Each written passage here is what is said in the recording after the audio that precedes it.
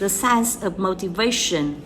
Whether you are trying to lose 20 pounds, get that promotion at work, or quit smoking, sticking your goal isn't an easy task.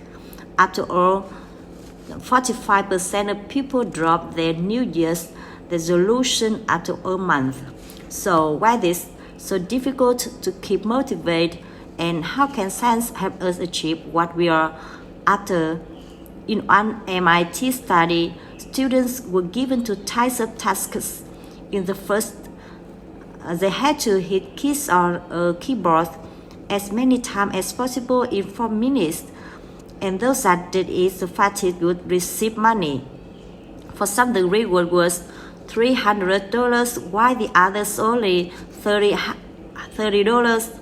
Interestingly, performance was 95% greater in the high $300 group, highlighting how many can be a motivator.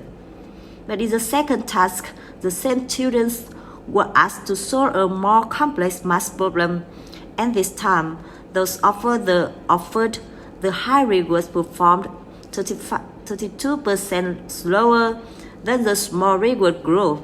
This is known as the distraction effect.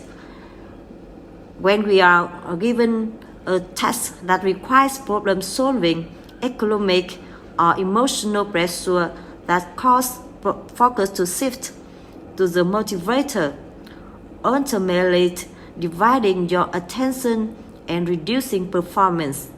When we look inside the brains of individuals, fMRI scans reveal that people who complete a challenge for fun and people who do it for a reward show similar activity throughout the brain. But interestingly, if those offered a reward the first time are asked to participate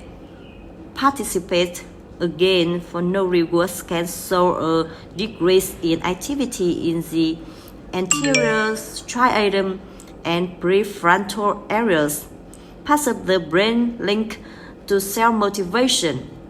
It seems that rewards may cancel out our natural sense of play.